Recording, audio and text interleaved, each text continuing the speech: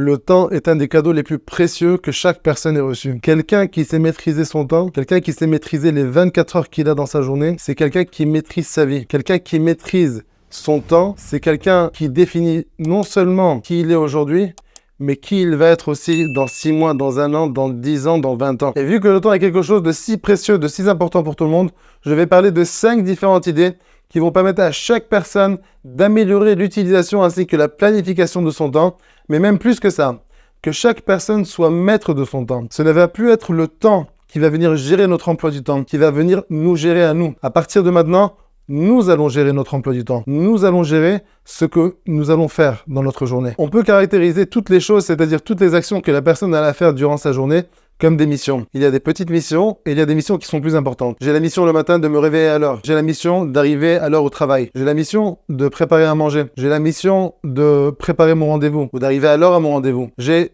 beaucoup de missions durant ma journée. Et ces dizaines et ces centaines de missions que je fais chaque jour tombent dans l'une de 2 catégories. Soit dans la catégorie important, soit dans la catégorie urgent. Soit mes actions, mes missions, elles sont catégorisées importantes, soit elles sont catégorisées urgentes. Maintenant, chaque personne a déjà un emploi du temps avec toutes les choses importantes qu'elle doit faire durant la journée et parfois même durant la semaine. Le problème, c'est que de manière spontanée se présentent des missions urgentes. D'un coup, je reçois un coup de fil que je dois m'occuper d'une certaine chose. D'un coup, je reçois un message que je dois sortir et faire une certaine course. Et de manière naturelle, quand se présentent ces missions urgentes, presque instinctivement, je mets tout de suite de côté toutes les choses importantes que j'avais à faire au même moment ou durant la journée et je m'occupe tout de suite des choses urgentes. Quand je suis en mode urgence, je ne laisse aucune place à la créativité qui appartient au cerveau droit. Je ne laisse aucune place au développement qui appartient au cerveau droit. Il y a une expression très connue que je pense que chacun d'entre nous a entendue au moins une fois dans sa vie.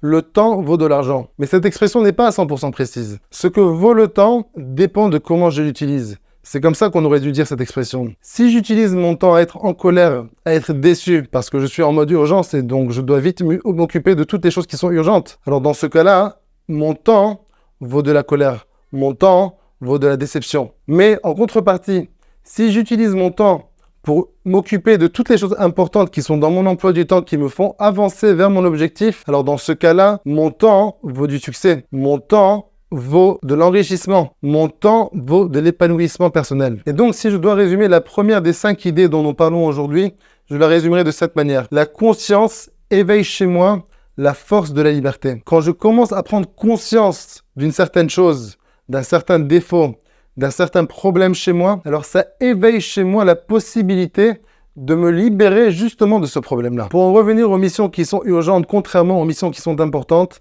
si je veux changer mes habitudes, si je veux vraiment améliorer l'utilisation et la planification de mon temps, je dois d'abord être conscient de toutes les choses urgentes que je fais durant ma journée, contrairement aux choses importantes que je devrais faire. Et pour m'aider à éveiller cette conscience chez moi, je peux repenser à toutes les choses que j'ai fait hier et même à toutes les choses que j'ai fait cette dernière semaine. Et j'essaie de remarquer toutes les choses, toutes les missions qui sont catégorisées comme des missions urgentes qui m'ont empêché de vraiment faire les choses, les missions qui étaient importantes. La prise de conscience éveille chez moi la force de la liberté. N'oubliez pas cette phrase. Il y a un fameux dicton, si seulement l'adolescent savait.